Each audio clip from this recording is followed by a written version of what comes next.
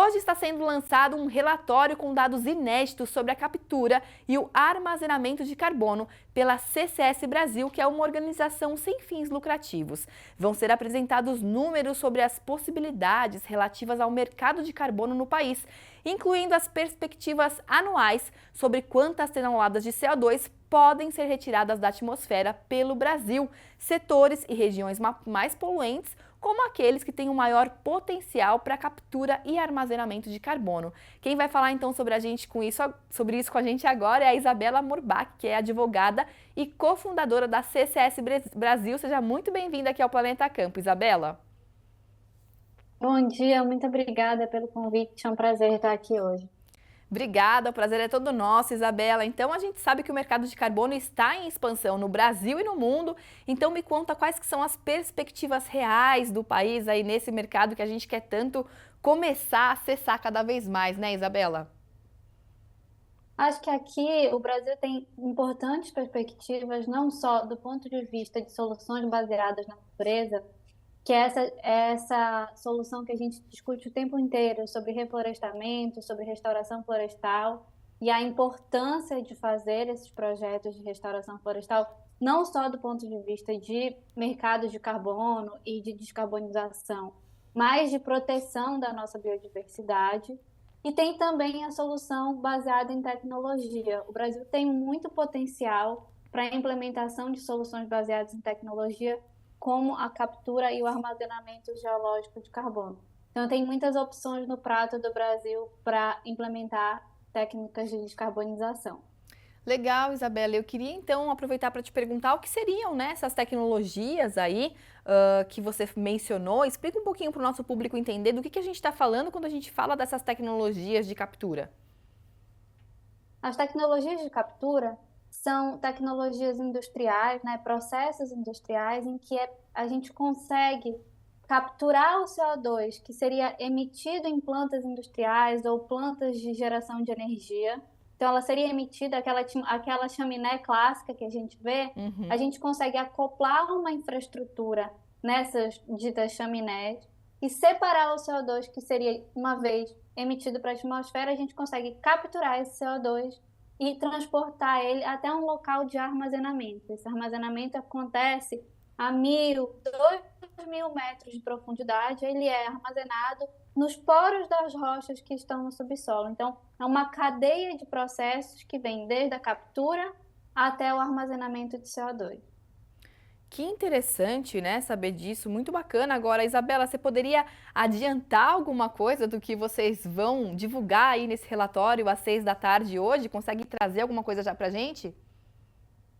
Claro, a gente fez um levantamento olhando os principais setores emissores no Brasil, e aí sem contar as soluções baseadas na natureza, né? Muito mais setor industrial e de geração de energia, e conseguiu identificar que, primeiro, a gente tem um potencial muito concentrado no Sudeste, 48% da nossa capacidade de captura está no Sudeste. E por que isso acontece? Porque as nossas principais indústrias e a produção de etanol está muito concentrada no Sudeste e no Centro-Oeste.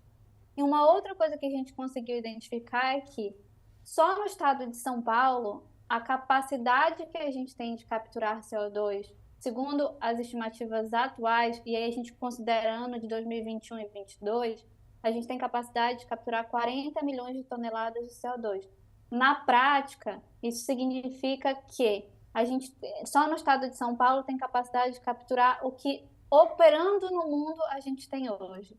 Então, o número de projetos que a gente tem operando no mundo totaliza hoje 40 milhões de toneladas de CO2. A gente é capaz, tem potencial para capturar isso só no estado de São Paulo.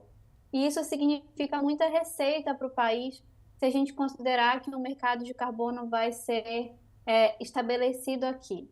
Então, a gente estimou em algo entre 70 bilhões de dólares anuais, chegando a 100 bilhões de dólares anuais, a depender do valor do crédito de carbono.